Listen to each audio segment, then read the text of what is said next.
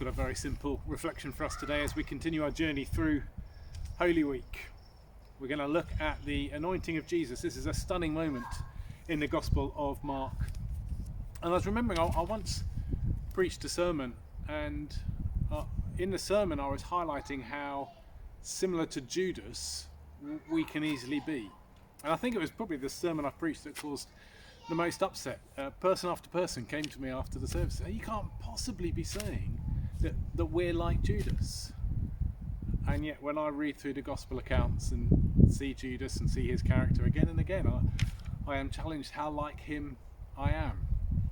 And this little anointing account highlights this contrast for us. Let me read. I'm going to read from Mark chapter 14, verse 1, where we read, "Now the Passover and the festival of the unleavened bread were only 2 days away, and the chief priests and the teachers of the law were scheming to arrest Jesus secretly and kill him.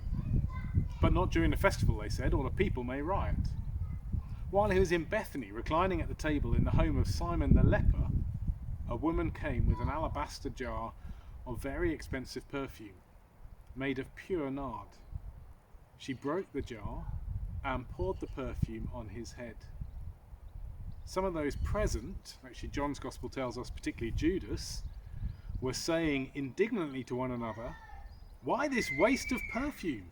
It could have been sold for more than a year's wages,'" say £20,000 I guess in today's money, "and the money given to the poor." And they rebuked her harshly. "Leave her alone," said Jesus. "Why are you bothering her? She has done a beautiful thing to me. The poor you will always have with you, and you can help them any time you want. But you will not always have me. She did what she could. She poured perfume on my body beforehand to prepare me for my burial. Truly I tell you, wherever the gospel is preached throughout the world, what she has done will also be told in memory of her." So a beautiful moment in the gospel, but the account finishes with a very sharp contrast. Verse 10, "Then Judas Iscariot, one of the 12, went to the chief priests to betray Jesus to them. They were delighted to hear this and promised to give him money. So he watched for an opportunity to hand him over."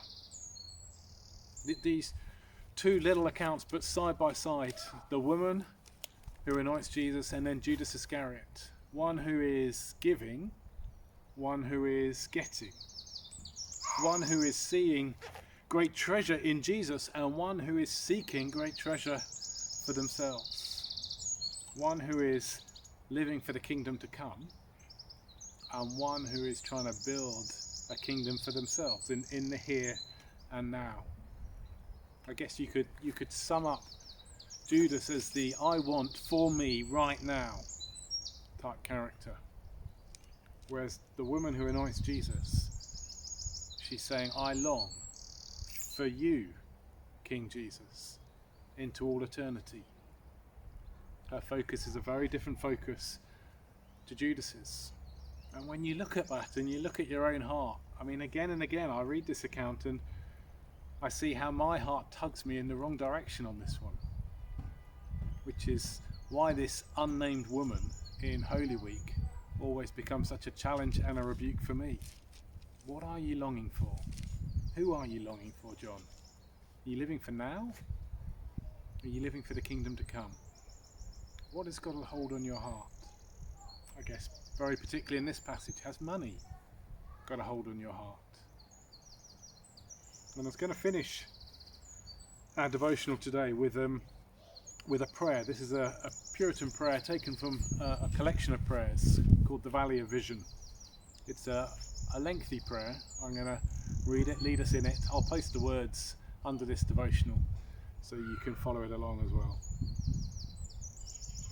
O God, thy main plan and the end of thy will is to make Christ glorious and beloved in heaven, where he is now ascended, where one day all the elect will behold his glory and love him and glorify him forever. Though here I love him but little, may this be my portion at last. In this world thou hast given me a beginning.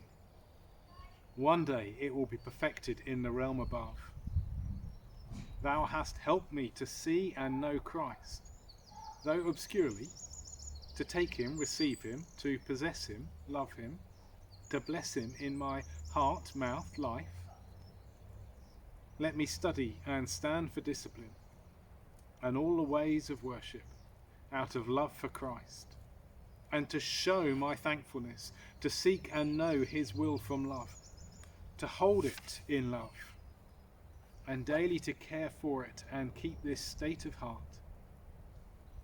Thou hast led me to place all my nature and happiness in oneness with Christ, in having heart and mind centered only on him, in being like him, in communicating good to others. This is my heaven on earth, but I need the force, energy, impulses of thy Spirit to carry me on my way to Jerusalem. Here it is my duty to be as Christ in this world, to do what he would do, to live as he would live, to walk in love and meekness. Then would he be known. Then would I have peace in death. Amen.